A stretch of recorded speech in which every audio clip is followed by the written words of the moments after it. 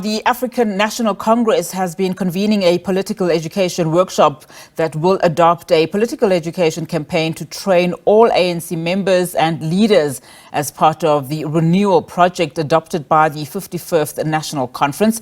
For an update, we are now joined by our senior reporter, Samkele Maseko. Thank you so much for your time, Samkele. So let's start then with the closing remarks made by the ANC's Gwede Mantashe on the Israel-Hamas war, saying that they must be armed with political and ideological clarity when addressing issues of global conflict. Just please expand on this and also other things that he addressed. Well, indeed, Unati, the ANC's national chairperson, closing off this political education workshop that has been taking place since Friday here at Boksburg, essentially speaking of how the ANC and the government took the correct position in joining the non-aligned movements nationally of about 120 or so countries, not aligning to any of the global superpowers in that war that broke out between Russia and Ukraine, and also saying that you cannot only condemn Russia without condemning NATO, the North Atlantic Treaty Organization, and the war that the ANC perceives to have been started by NATO, going as far as to saying that has been a correct position that the South African government has taken, correct position that the ANC has taken, and going as far as to saying that in the conflict between Israel and Palestine, that is the correct posture that the governing party has chosen, and it has given the ANC some strong inroads in various communities that in previous years they have been detached from those particular stratas of society, and also saying that ANC members must be equipped with political education, which is now chaired by Mr. David Makhura, the former provincial chairperson of the ANC in Gauteng, and former provincial secretary, who now heads the ANC's political education as an NEC member. Mr. Makhura, just the essence of this political education workshop, what is the thinking and the backdrop of it?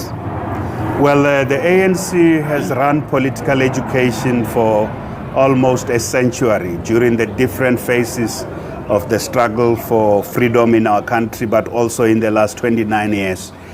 So what we are looking at now is really reviewing the experiences, but also just fine-tuning and focusing political education on the main challenges of renewal.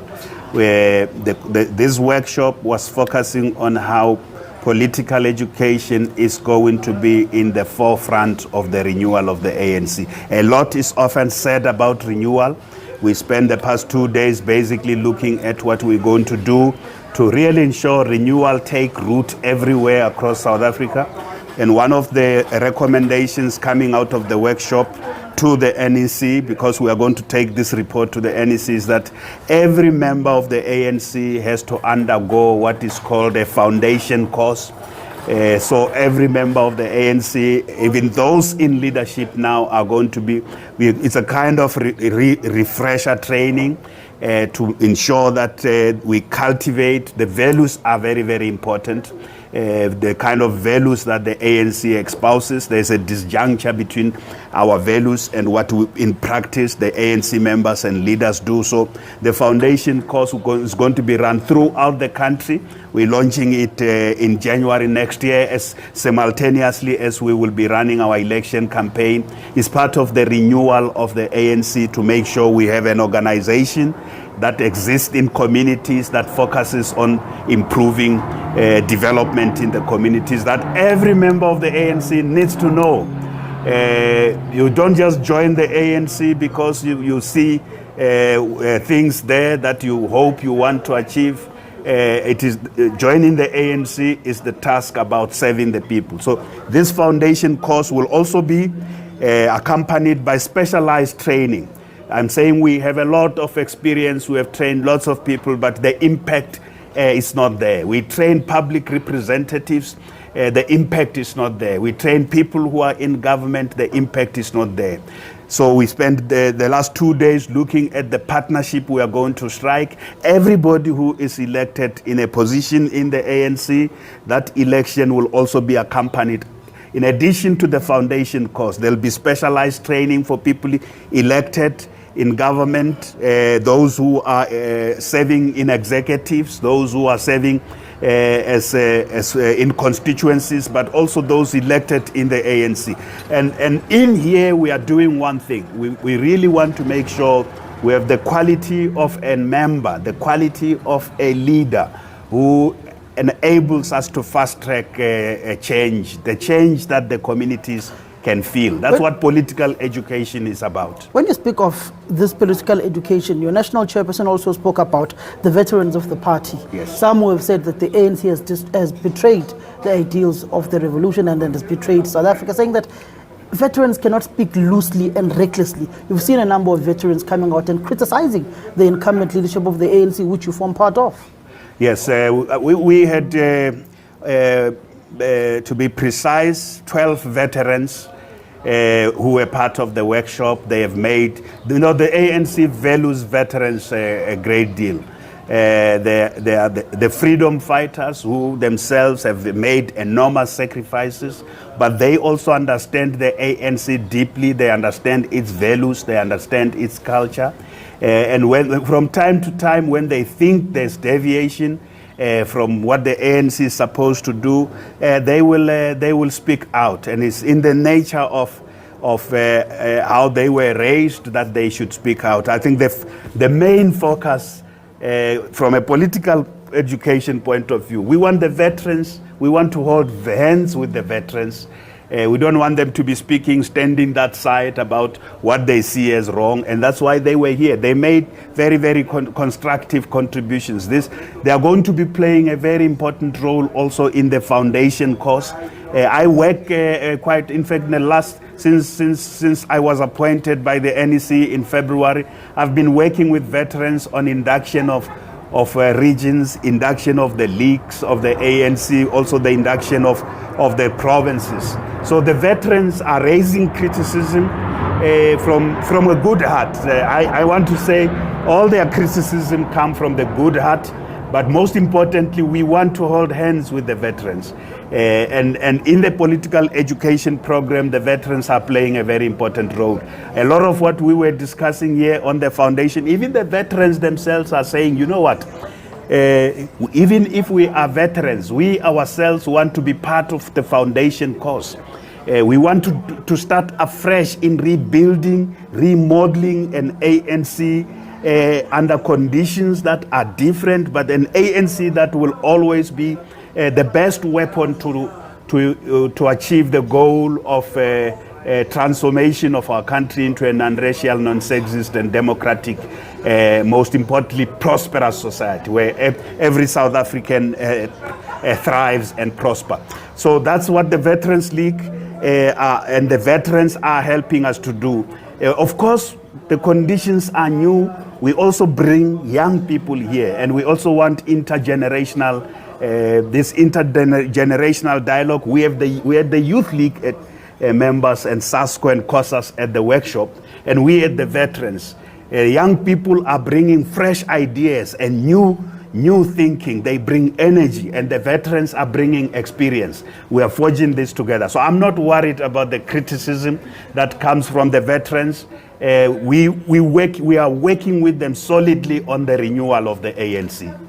You wrote a document recently on behalf of the ANC NEC, speaking about coalitions, and in particular, you said that the relationship of the ANC and the EFF is destroying brand African National Congress, and the recommendation was to cut that particular relationship. How did that particular document come about, and the recommendations which are now before the NEC on that specific coalition document? Okay, there are actually two documents that I often see in the media. People are quoting two different documents that the NEC has discussed. The NEC has discussed a document about what do we do in the municipalities where we have coalitions or we have hung councils. So that's the document that we call a framework for stabilizing hung councils. So it's often referred to as the coalition framework. So that's the first document that was discussed by the NEC in May, and the NEC approved that we are dealing here with the municipalities when no party has a 50%, but we need governance there. We need service delivery in those municipalities. So in there we say, who should the ANC work with? And we are very clear. We are not desperate. Yeah, we know that there are areas where Some of our structures have not really moved in accordance strictly with what that framework, but we're constantly working with them to ensure they implement. So that's the document that guides our approach to coalitions. Principled, put the people of South Africa first, put delivery first, but work with those who will give us the real possibility to make a difference. Then the other document you are referring to, that where you're making mention of the EFF, it's on the balance of forces. That's a different document discussed in October by the NEC, and again, newspapers are because it was leaked as is usually the case. Newspapers are choosing to quote what they like. This document does an analysis of all the South African political terrain. It also does an analysis of the global environment. Why has the ANC taken the positions it has taken across on global issues? And then it also says on the domestic issues, what's the political landscape that's changing in our country? What's happening in the opposition terrain? What are the kind of forces that are coming together, often clubbing ganging up against the ANC? We also do a very detailed analysis of the DA. I'm surprised that the focus is only on the EFF. We have done a brutal critique of the DA and all the parties that are in the so-called multi-party charter or the Moonshot Pact.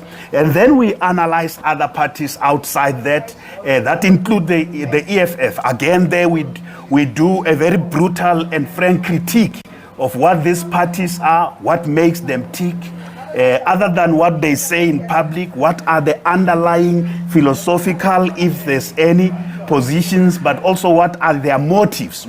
So in this document on the balance of forces, I say, yes, we expressed our attitude to working with the EFF, but we also expressed our attitude to all the other parties, the DA, and on all of them, we are very, very critical. And that is why the ANC is working for victory. We want a majority in the 2024 elections. If you say to me, which parties do you want to work with? At the moment, we are very critical of all the parties, as much as they are critical of us, but we are very critical of all the parties. Others, we say, totally opposed to transformation, the multi-party charter group or the Moonshot group.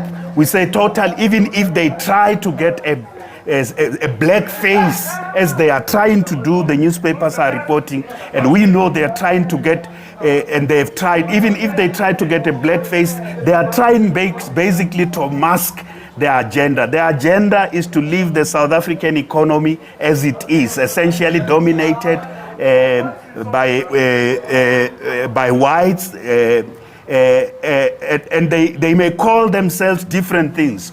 And then there are parties that may be supporting or talking about supporting transformation on the other hand, but we also very critical of those parties. So if you ask me, I'm saying that we are critical of the EFF, brutally frank criticism, and we are critical of the DA, and we are working for ANC victory. We have our own allies. We have organizations with whom we share a strategic vision. The South African Communist Party, COSATU. SANCO is reviving itself. We also have many sectors of society, civil society, who share our vision of the South Africa we want. There are individuals also who are in communities, in councils, who shared our vision for improving the quality of life, particularly for poor people and for people who were left out by apartheid. We say those would be our priority. The rest, we may be from time to time be forced to talk to them. We live in a democracy. We can't say we will never talk to the EFF. We can't say we will never talk to the DA, but we have a particular political and philosophical attitude to them. We say we stand for this.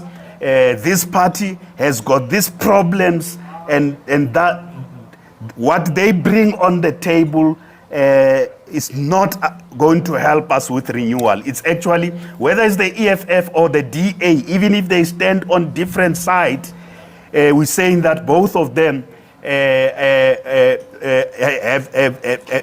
have a possibility to erode the kind of values and vision that the ANC stands for. Mr. Makhura, your document, I will go to it on my phone. It spoke explicitly to saying that working with the EFF in Ekurhuleni, in Johannesburg, and other municipalities in Gauteng has damaged brand ANC. You went further to speak in the PEC of KwaZulu-Natal to saying that their relationship with the EFF, which is a manifestation of the problems happening in the eThekwini municipality, is destroying brand ANC. Do you still stick with that particular perspective in the document to say that you need to cut that particular relationship? Well, I'm saying to you, you are talking about, so there's the document we have released to you publicly, which is the framework on municipal coalitions. It's a public document. Then when you say your document, now you are referring to the discussions on the balance of forces. Yes. I'm saying to you, yes, we have criticized the EFF and what working with the EFF in means, but we have also criticized the DA. And I'm saying to you, why are you only interested in one side of the story? Because the media has been shying away from our criticism of what working with the DA would mean, and only talking about our criticism of, yes, we have criticized a coalition with the EFF is absolute disaster. But we also say the DA is an anti-transformation force. Working with the DA will be an absolute disaster. Look at all that. And I know you have a leaked document. That's why you only want to look at one part of it. But our discussions are comprehensive and they have looked at every party. We are working for an ANC victory. We don't want to rely on working with the DA or working with the EFF. We don't want to rely on other parties. Lastly, the multi-party charter. Roger Darden, first-rank chairman, is being quoted. Met with Helen Zille, met with John Steenhuisen in Cape Town to discuss him being a presidential candidate of the multi-party charter. He's a former struggle icon. What's your view as the ANC on that? Well, icon is you are taking it too far. Yes, he comes from the ranks of the democratic movement, but don't say struggle icon, because an icon is a different thing altogether. Having been involved does not turn you into an icon. We wish Roger well, but let me tell you what is the agenda. I want to explain this again. There are the parties that are part of the multi-party charter are trying to find some credible black people that they will make their face. The agenda is different. The agenda is to hold back the march forward, the transformation of our country. But they are looking for candidates. Is it new? No, they have done that before. They tried, Helen Zille tried to get Dr. Mampela Rampela as a public face of an agenda of the DA, which is very well known that the DA is not about the transformation of our country into a truly functional democracy that works for all. They are about creating a country, as you can see it in Cape Town, a country that works for certain sections of the population. I'm saying they can go and find another one. If they can't get Mr. Roger Jardine, let them go and try. The fundamental issue is they are searching and searching and searching to legitimize their agenda and their project of trying to form an anti-ANC gang of parties. It is not going to succeed. They can go everywhere, even if they keep trying. And the essential thing is that they are trying to find somebody who has got some struggle credentials. We in the ANC are focusing on one thing. We are working for genuine change. We want to work with those who want genuine change. The multi-party charter is not going to go anywhere. They are not going to succeed. They can keep trying to find one black face after another. They are not. We know they have mobilized lots of money, and they are also using money to try and get these black faces to be the face of their campaign. The ANC is focusing on its campaign. So you are briefed about this Roger Jordan issue as the African National We Congress. do a lot of analysis of all dynamics in the opposition. We follow those dynamics very, very closely. as the ANC. We know exactly what is happening in various parties, as all other parties should know. We do our assessment every week. What is the new party being formed? We're also following on those who are forming small splinter groups, and they themselves think that that's going to keep chipping away the support of the ANC. We are a democracy. We cannot, anyone who wish or who want to try their luck, let them go to the electorate. But the ANC is consolidating, and political education is a very powerful front on which we are consolidating. We are fixing our flaws. We want in the next election to also put the kind of teams at every level that have gone through this foundation course that we are talking about, that we have been discussing this weekend. Last question, Mr. Makhura. When last did Roger Jardine interact with the Former Liberation Movement, the governing party, if you know any of those details? I really don't want to talk about Roger Jardine. He's a very nice guy. You know, I know him as a comrade, but I think those efforts that are happening there, Roger would be talking with different people. But from where I sit, we are not focusing on an individual. We are focusing on our strategy, and we are also analyzing the strategy of our opponents. So Roger is just an individual, but what is the big issue is what is the strategy of those who want to remove the ANC. And I hope those who are being approached will see through that strategy. They will not be duped into serving an agenda, which is basically about taking our country back. Thank you very much, Mr. David Makhura. That is the head of the ANC's political education, saying that those whom will be going to councils, to legislatures, to the National Assembly must be equipped with the Congress mannerism, must be equipped with political education, and must know the balance of forces within the governing party, within domestic politics, and also international politics, saying that the time of the ANC being intellectually and ideologically lazy is over, as spoken about in the diagnostic report of the then Secretary General of the ANC in the 2017 54th National Conference of the governing party.